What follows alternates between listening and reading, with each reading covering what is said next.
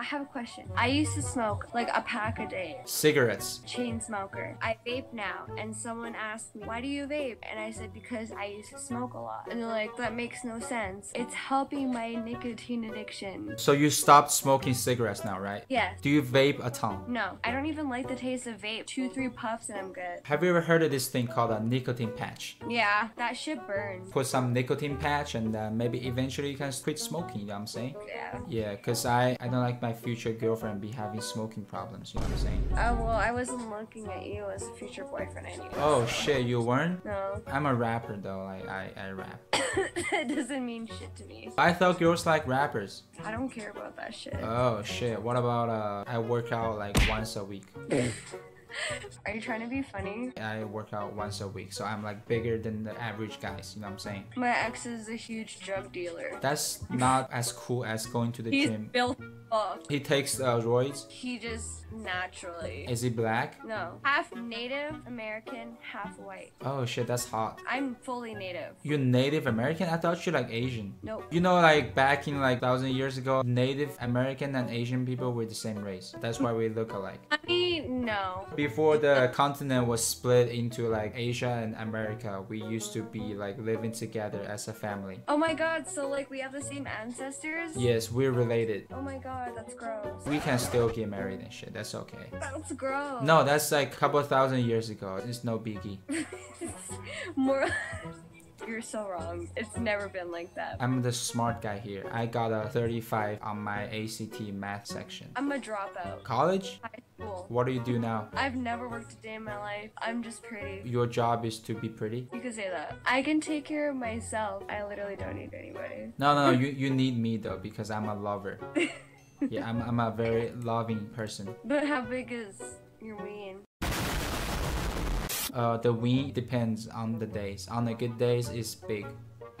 Like, oh my god. the size don't matter, you know, it's all about like personalities and shit. And I think I got the personality, so. That's true, actually. Have you ever seen a toothpick? Oh my god.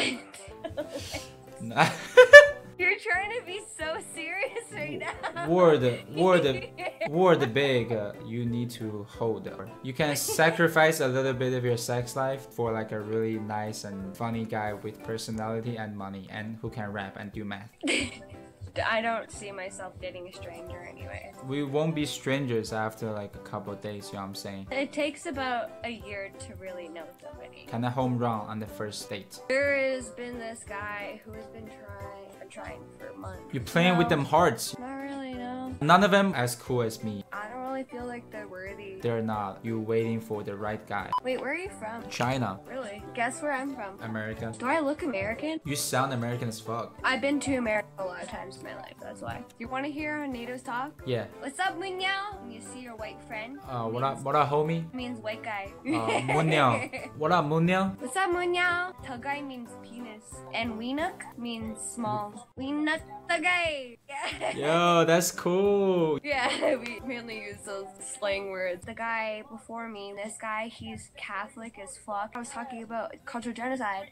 And till this day, there's 5,000 graves dug up recently of children underneath Catholic churches, fucking residential school. That's what it is. It was a thing in Canada where they tried to culturally wipe out all the native indigenous people, wipe away all our culture. If a native kid ever spoke their own language, they would be beaten to fuck. I was told one of these stories, little boys would get raped at night by the priests. One of the stories was like a little girl gave birth to one of the priest's kids. When she gave birth to that child, they wrapped her up in the baby in a little bun and everything, made her look real cute. They showed the girl who gave birth to it, and know what they did to that fucking baby after? They brought it down to the basement and threw it into the fucking fire. I am not shitting you. That's a real fucking story. So they showed it to the mom and threw the baby. And then someone had to tell her after that the baby got thrown into the fucking fire. Dude. Who does that? Why would a nun or a priest who believe in all like, oh, you gotta do this and this is what the Bible or you're gonna go to hell? Bitch, Like, bitch, like, are you serious? Hypocrites, man. And then another story, which was shared by one of the male elders. It was super hard for him. You could see the tears in his eyes when he spoke about it. It was an interview. What he said was, at night, they would come into the little boys' room at night. They were gay priests, obviously, like, and they would go into the little boys' room, take the ones closest to the door, and rape them at night, and put them back into bed. So the white priests were doing those fucked up shit. All the older boys wanted to protect the younger little boys, so they put the little boys in the back of the room. All the older boys stayed in front of the door. The priest would come in and take them away, so all the older boys got raped. So the male elder told the story. Yeah, the male elder who got raped by a fucking priest multiple times. So he was one of the boys in the room. One of the boys who had to protect the younger. That's how fucking dark it was. So that shit actually happened. Like, it wasn't made up. No. That's like, coming from like his personal story.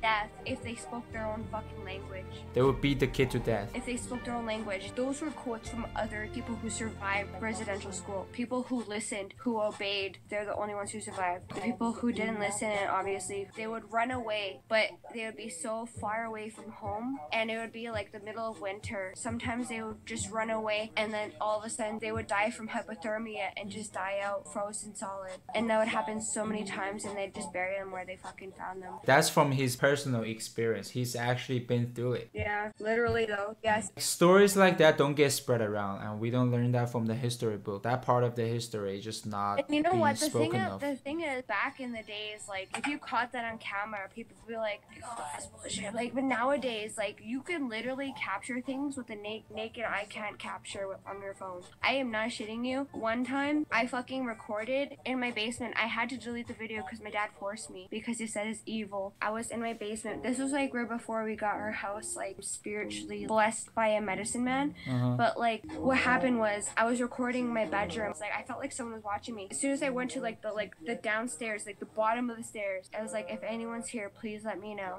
And then I couldn't hear anything. I was breathing so quietly. But like once I checked back on the video, right where I said if anyone's here, you could hear clearly. Loud as hell. It wasn't from you. It wasn't me. It was not me. I showed my dad it. I was like, Dad, do you hear that shit? It was not me. Someone breathed into that fucking microphone. Holy shit. My dad was like, delete that video right now. Delete it right now. He got so mad at me. You're gonna give it power and energy if you keep that video. Kind of like manifestation. Right. When you believe in something, you give him the power. When you get mad at a person for them attacking you, you give them power. That's what he means. So when you believe in the evil shit, like you give him power too. It's like manifesting. Yeah, I was told by the medicine man when he did the cleansing out of me, he pulled a needle out of my head. Put a needle? Put a needle out of your head. He pulled a needle out of my head. This is dark Indian medicine. I could feel the pressure on my body even though he wasn't touching me. It felt like he was touching me. I could feel that. All I could hear was like rubbing of his hands, like pulling at a string or something. And then all of a sudden I felt relief. And then he was like, and it was a fucking needle. So it was like a physical needle that he pulled out. Physical, fucking real needle. And you felt it. I felt the skin being pulled. It felt like this. But he wasn't really like... He wasn't touching me though. I felt the skin being pulled though. Bro, that's some crazy Indian magic. I don't know how to describe it. I sound crazy, but it happened. Bro, like some funky things been happening to you, man. Like crazy. Hearing that story is crazy enough, but like for you to actually going through that shit, like that has to change like the way you view things. Sounds so unreal. Like it doesn't sound scientifically possible. But like if you actually went through that. I don't come up with this shit. How are you supposed to come up with exactly. This shit? Like what's the point of lying? Okay, if I'm supposed to come up with a story at the top of my head. There's no point of you lying to me. Like I'm a total stranger. Like why would you make up a story? We don't have to be strangers anymore. That's my Snapchat. For sure. My Instagram is... Damn, you're looking mad fine. Holy shit. You look pretty good too.